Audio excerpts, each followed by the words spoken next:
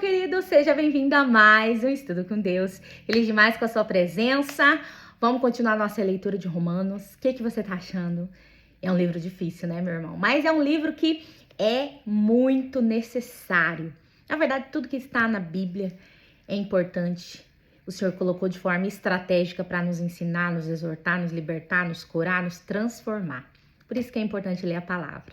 Amém? Então eu peço para você abrir a sua Bíblia em Romanos capítulo 4, versículo 1, em nome de Jesus, para que a gente possa ler junto a palavra de Deus, lembrando que isso aqui não é um estudo teológico, não é um estudo com uma mestre da palavra, que eu só entendo um pouquinho mais ali em alguns pontos, eu tento te ajudar, a te motivar a ter o desejo de ler a palavra.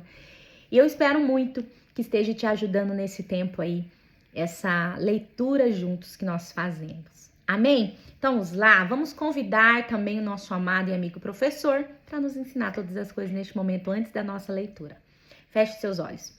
Senhor Jesus, mais uma vez diante de Ti te agradecemos porque o Senhor é bom em todas as coisas. Queremos pedir que o Senhor venha, ó Deus, em nome de Jesus, nos ajudar nessa leitura. Coloco diante de Ti a minha vida, a vida daquele que está assistindo esse vídeo, Pai. E peço, Senhor, sê conosco, nos ajude a ler a Tua palavra, Senhor, abra nossa mente, nosso coração, nosso entendimento da palavra do Senhor, faça-nos compreender a Tua palavra, desça sobre nós o Espírito da revelação e da sabedoria do Senhor, amigo e amado Espírito Santo, nosso professor, nos ensina todas as coisas neste momento, nos exorta, consola, transforma, nos cure através da Sua palavra. E que a Sua palavra, Senhor Jesus, seja escrita em nosso coração e que ela faça morada na nossa vida, nos transformando. Em nome de Jesus. Amém. Vamos lá ler a palavra de Deus que está em Romanos capítulo 4, versículo 1, que tem como título o exemplo de Abraão. Vamos lá. O que diremos então? Que Abraão, nosso pai, no que diz respeito à carne, encontrou. Porque se Abraão foi justificado pelas obras, ele tem de se gloriar, mas não diante de Deus. Pois o que diz a Escritura? Abraão creu em Deus, e isso lhe foi atribuído como justiça. Versículo 4. Ora, aquele que trabalha não é imputado o salário segundo a graça, mas segundo a dívida. Mas aquele que não trabalha, mas crê naquele que justifica o ímpio, a sua fé é imputada como justiça. Então, ele está falando aqui que o que Abraão encontrou foi diz respeito à sua carne, foi algo carnal, de homem. Aí ele fala, mas aqui está escrito na Escritura, no versículo 3, Abraão creu em Deus e isso foi atribuído como justiça. Então, ele está falando que o que Abraão encontrou, ele não encontrou pela carne, humanamente. Ainda ele vem aqui no versículo 4 e diz, aquele que trabalha, não lhe é imputado o salário segundo a graça, mas segundo a dívida. Então, aquele que trabalha, ele não recebe seu salário, não é de graça. Ele trabalha para isso. Não é por graça. Ele simplesmente recebe por aquilo que ele fez. Uma dívida pelo aquilo que ele fez. No versículo 5 diz, mas aquele que trabalha, mas crê aquele que não trabalha, mas crê naquele que justifica o ímpio, a sua fé é imputada como justiça. Então, ele está dizendo assim, que a gente não precisa fazer nada. Nós não trabalhamos, mas nós cremos naquele que justifica o ímpio, naquele que justifica aquele que é mau, naquele que salva o que é mau. E isso nos é imputado como justiça, a nossa fé nesse que justifica o ímpio. Isso nos dá essa bênção de ser justificado, mas é pela fé, não é pelo aquilo que nós fazemos. Continuando aqui no versículo 6. Assim também Davi declara a bem-aventurança do homem a quem Deus atribui justiça sem obras. No caso, sem fazer nada, sem obra alguma, ele é justificado. Davi declara essa bem-aventurança a esse homem. Versículo 7, dizendo, abençoados são aqueles cujas iniquidades são perdoadas e cujos pecados são cobertos. Abençoado é o homem a quem o Senhor não imputa o pecado. Versículo 9, vem então esta bem-aventurança só para a circuncisão. Vem então esta bem-aventurança só para a circuncisão ou também para a incircuncisão? Pois dizemos que a fé foi imputada a Abraão como justiça. Aí ele pergunta, então essa bem-aventurança que Davi está falando aqui, né? Abençoados são aqueles cujas iniquidades são perdoadas e cujos pecados são cobertos. Essa bem-aventurança é somente para os judeus ou para os não-judeus? Então aqui ele está colocando a circuncisão como judeus e a incircuncisão como os não-judeus. Aí ele diz, pois dizemos que a fé foi imputada a Abraão como justiça. Versículo 10. Como lhe foi então imputada? Quando ele estava na circuncisão, no caso, que ele já tinha feito ali o pacto com Deus, feito ali, retirada ali aquela pelezinha, cortada ali o órgão genital, ou na incircuncisão? Não, na circuncisão. Não na circuncisão, mas na incircuncisão. Versículo 11. E ele recebeu o sinal da circuncisão, um selo da justiça da fé, quando ainda estava na incircuncisão, para que ele pudesse ser o pai de todos que creem, embora eles não sejam circuncidados, para que a justiça lhes seja atribuída também. E fosse o pai, versículo 12, ou fosse o pai da circuncisão, daqueles que não somente são da circuncisão, mas também para os que andam nos passos daquela fé do nosso pai Abraão, que tiver ainda na incircuncisão. Então ele está dizendo aqui que enquanto ele ainda estava na circuncisão, ele ainda não tinha esse pacto, esse sinal de Deus ali no seu órgão genital, e foi imputado como justiça a sua fé. Então ali ele já foi transformado como pai da fé, como nosso pai. O pai de todos que creem, embora ele não tinha sido ainda circuncidado. Então Abraão, ele é pai da circuncisão, no caso dos judeus, que depois começaram ali fazer aquele ato ali, e também da incircuncisão pela fé. Porque todos aqueles que seguem os passos, ainda ele diz assim, ó, mas também para os que andam nos passos daquela fé do nosso pai Abraão. Então, aqueles que andam no passo de Abraão ali, pela fé ali, crendo em Jesus, tendo uma fé em Deus ali, mesmo estando na incircuncisão, ele também é pai desses, por causa da fé. Amém? Eu espero que tenha ficado compreendido. Então, Abraão, ele foi chamado e dito que Abraão, que a fé foi imputada a Abraão como justiça. Nesse tempo, quando Deus disse isso a Abraão, quando o chamou pela primeira vez, quando ele creu em Deus, Abraão, e muito tempo depois é que ele foi circuncidado. Então, essa justiça de Deus que foi imputada a Abraão não foi por um ato dele, por uma obra, por causa que ele circuncidou ali o seu prepúcio ali do seu órgão genital. Não, foi por causa da sua fé. Então, ele é pai de todos que creem. E também é pai da circuncisão daqueles que depois começaram a fazer esse ato. Amém? Então, continuando aqui. No versículo 13. Porque a promessa de que havia de ser herdeiro do mundo não foi feita pela lei a Abraão, ou a sua semente, mas pela justiça da fé. Então, essa promessa, que ele seria herdeiro do mundo, no caso, pai de muitas nações, não foi feita pela lei a Abraão, foi feita pela fé. Deus fez essa promessa pela fé que ele teve, não porque ele cumpriu alguma lei. Versículo 14. Porque se os que são da lei são herdeiros, logo a fé é em vão e anulada a promessa. Aqui tá dizendo, se então os que são da lei são os herdeiros de tudo isso, então para que a fé? A fé é anulada, a fé é em vão, não precisa de fé. Versículo 15. Porque a lei opera a ira, pois onde não há lei, não há transgressão. Versículo 16.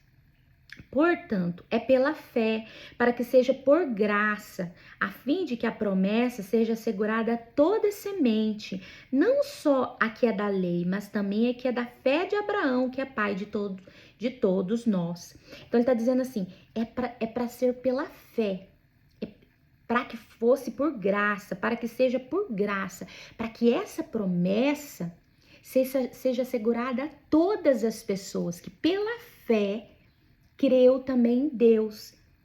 Para que Abraão, pai, aqui diz também, mas também a que é da fé de Abraão, que é pai de todos nós. Então, o que está dizendo aqui? Que é pela fé. É pela fé, não é por obras. Não é por obras. Para que seja por graça, não porque você fez alguma coisa, não porque é uma dívida. Ai, você então fez uma obra, eu tenho uma dívida contigo, então você será justificado diante de mim. Não, é pela fé. Você não precisa fazer nada. Para que a promessa seja assegurada a todos nós. Porque Abraão é nosso pai, pai de todos nós, pela fé, por causa da fé. Ele é o pai da fé, por causa disso, ele é feito pai de todos nós, pela fé que nós temos em Deus, como ele teve. Amém? Continuando aqui no versículo 17. Como está escrito, eu tenho feito de ti um pai de muitas nações. Diante de Deus, em quem creu, que vivifica os mortos e chama as coisas que não são como se elas fossem, o qual contra a esperança creu em esperança, para que pudesse se tornar o pai de muitas nações, conforme o que lhe fora dito, assim será a tua semente. Então Abraão, ele creu contra a esperança, não tinha esperança, ele creu contra a esperança. Esse é o papel do crente. O crente, ele crê mesmo com as circunstâncias dizendo que não, mesmo que a esperança não existe, ele crê. Ele crê contra a esperança. Versículo 19. E não enfraquecendo na fé, ele não considerou seu próprio corpo praticamente morto, quando já tinha quase 100 anos, nem ainda a morte do ventre de Sara. Então, ele não se enfraqueceu na fé, Abraão. Ele não olhou para a sua circunstância, ele não olhou que ele estava com seu corpo praticamente morto, já tinha 100 anos praticamente. Ele não olhou para o fato de que a Sara, o ventre dela já tinha secado, eu acho que ela já não menstruava, então logicamente ela não teria como naturalmente ter um filho. Mas Abraão não enfraqueceu na sua fé, não duvidou de Deus, apesar das suas circunstâncias. Ele somente creu. Versículo 20. E não vacilou da promessa de Deus por incredulidade. Aqui fala, ele não vacilou.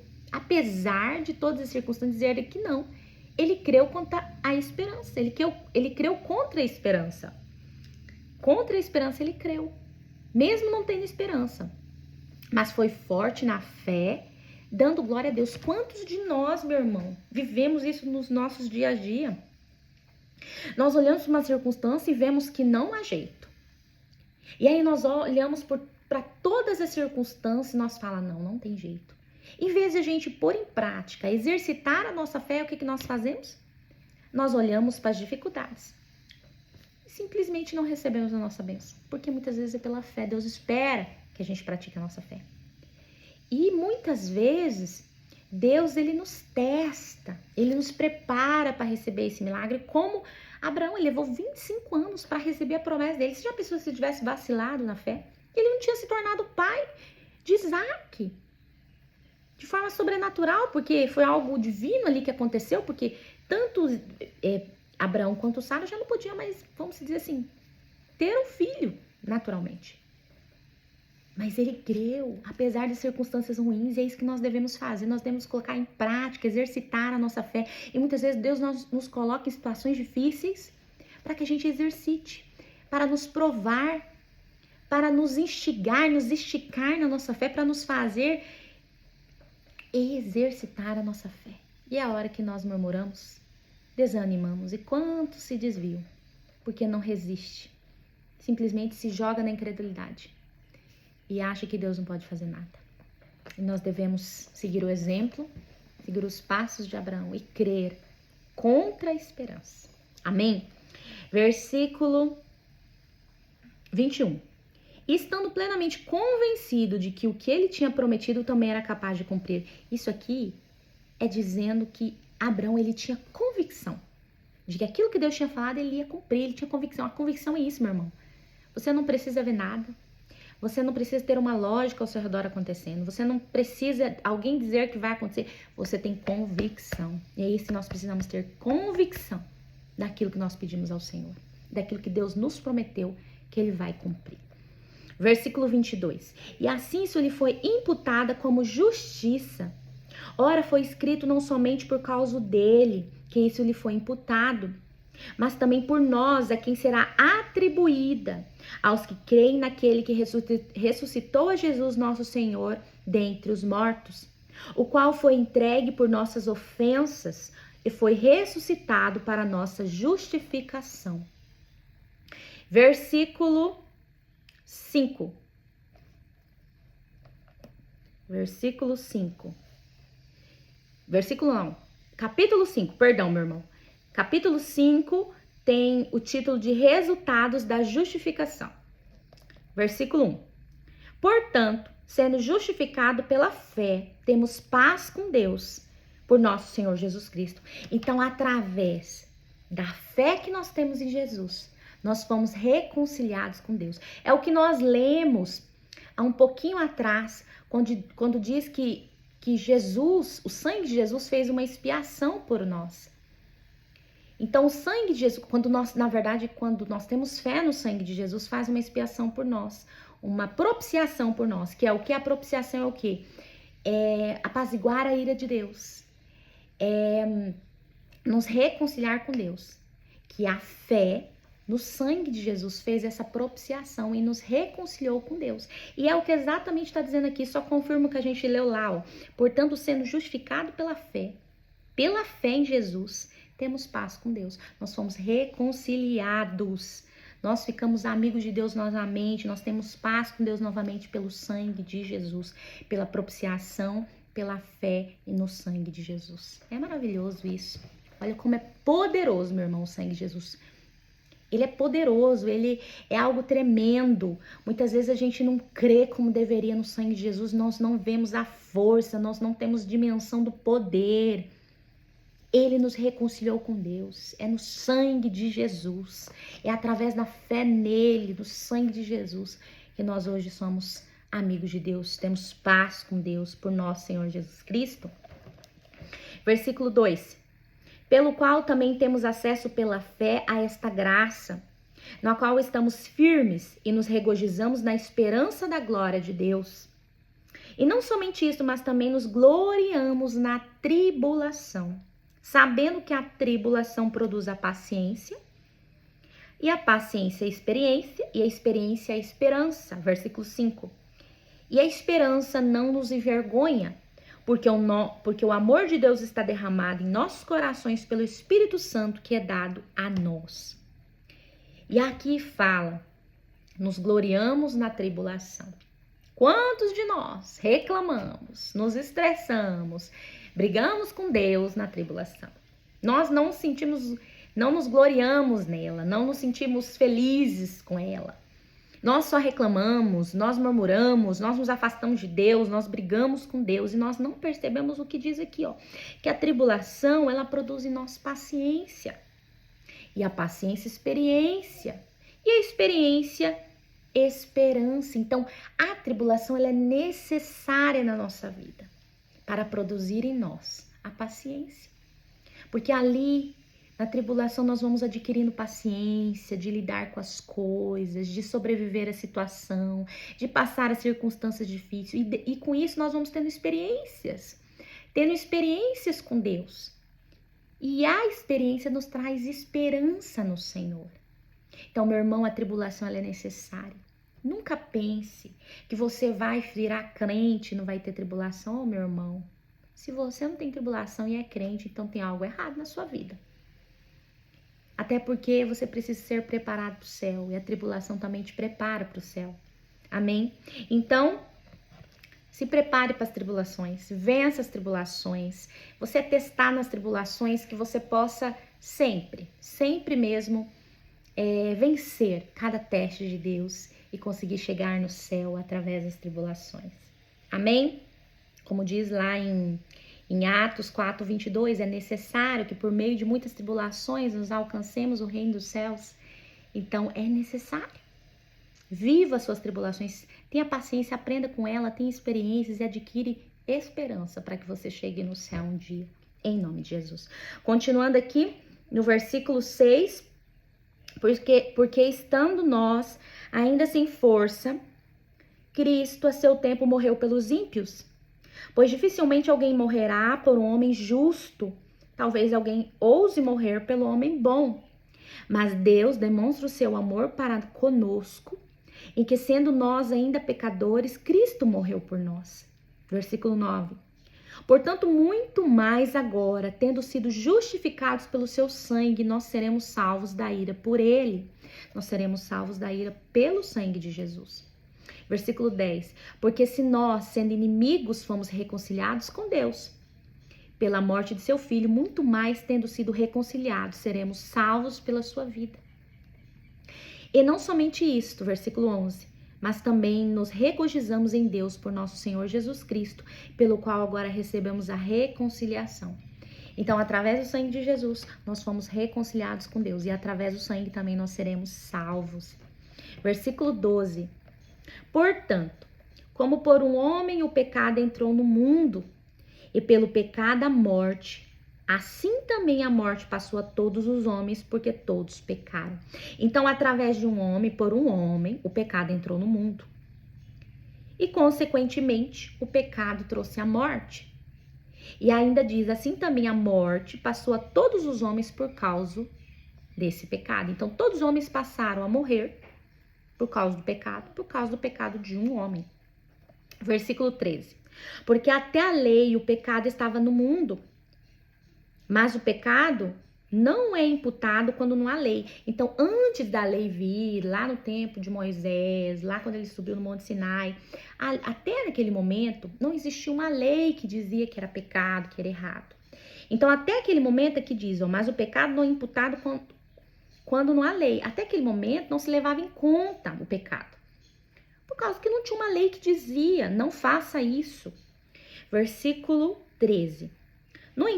Versículo 14. No entanto, a morte reinou desde Adão até Moisés, até mesmo sobre aqueles que não tinham pecado, à semelhança da transgressão de Adão, o qual é a figura daquele que havia de vir. Então diz aqui que a morte reinou, então a morte dominou do tempo de Adão até Moisés, até mesmo sobre aqueles que não tinham pecado igual a Adão. Versículo 15. Mas o dom gratuito também não é como a transgressão. Porque se pela transgressão de um morreram muitos, muito mais abundou a graça de Deus para os muitos. E o dom pela graça de um homem, Jesus Cristo. E não foi assim o dom como transgressão por um só que pecou. Porque o juízo veio por uma transgressão para a condenação, mas o dom gratuito veio de muitas transgressões para a justificação. O que está dizendo aqui? Que por causa de um pecado veio juízo, veio a morte. Mas através de muitas transgressões veio a justificação. Então, somente por um pecado veio a morte, muitos homens morreram por causa disso, mas através de muitas transgressões é que veio a justificação. Então é diferente. É diferente aqui, isso que ele está pontuando. Versículo 17. Porque se pela transgressão de um só homem, a morte dominou por meio de um. Reinou por meio de um homem só. Muito mais do que recebem a abundância da graça e do dom da justiça, reinarão em vida por meio de um, Jesus Cristo. Então, por meio de um, veio o pecado, entrou o pecado no mundo, entrou o pecado e a morte no mundo, e muitos morreram. E através de um, a salvação entrou no mundo, a justificação entrou no mundo pela vida de um só homem, Jesus Cristo.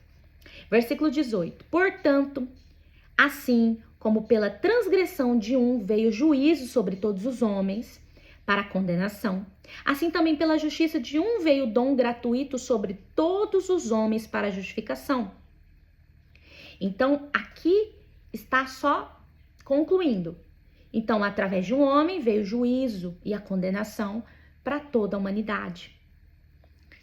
Mas também, através de um, veio a salvação e a justificação para a vida. Versículo 19.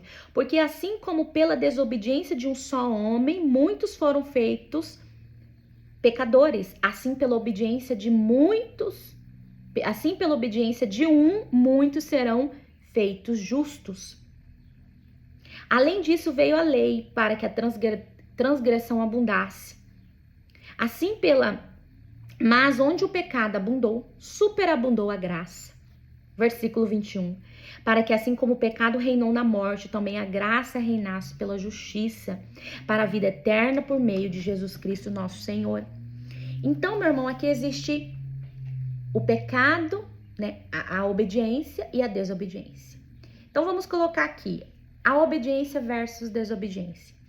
A obediência de um só homem trouxe vida, trouxe justificação, trouxe salvação. Enquanto o pecado de um só homem trouxe morte e destruição.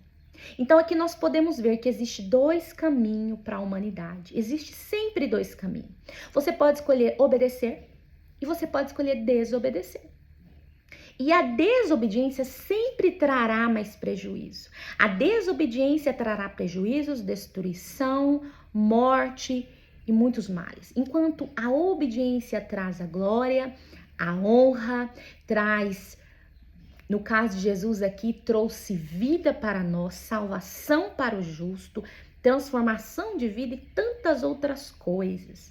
Então aqui eu quero colocar diante de você hoje a obediência e a desobediência. Qual você vai escolher para a sua vida? Qual que nós vamos escolher? Porque existe um preço, tanto para obedecer quanto para desobedecer. Você vai pagar um preço para tudo. E o preço da obediência muitas vezes é renunciar à carne. É você abandonar aquilo que você gosta. É você deixar para trás aquilo que você queria, os seus amigos que te levam para o pecado. É você deixar aquilo que você gostava de fazer no mundo. É você abandonar certas práticas que você amava, mas que você sabe que te afasta de Deus. E a desobediência existe outro preço, que é a morte, a destruição. É uma vida sem Deus, é uma vida sem paz, é uma vida sem alegria verdadeira. É uma vida, sabe, destruída no pecado. Você sendo escravo do pecado, você precisa viver aquilo, viver aquilo, viver aquilo, viver aquilo. Isso é a desobediência, é o que ela traz para sua vida. Então existe um preço aqui e existe um preço aqui. Qual preço você quer pagar? Você pode escolher. Sempre existirá um preço, tanto para a obediência como para a desobediência. E é isso que nós precisamos decidir para as nossas vidas. Qual o preço queremos pagar? Amém? Eu encerro com essa palavra. Agradeço pela sua presença até aqui. No próximo vídeo vamos ler capítulo 6. Espero que você esteja gostando. Diga para mim nos comentários o que você está achando. O que te impactou aqui naquilo que nós falamos. O que você não sabia. O que você compreendeu através dessa leitura. Diga para mim nos comentários. Sabe? Me fale aquilo que você está percebendo. Que está mudando na sua vida esse ensino. Amém? Envia para as pessoas. Curte, comente. Se inscreva no canal. Ativa o sininho. E até o próximo vídeo. Em nome de Jesus. E até lá. Fique com Deus.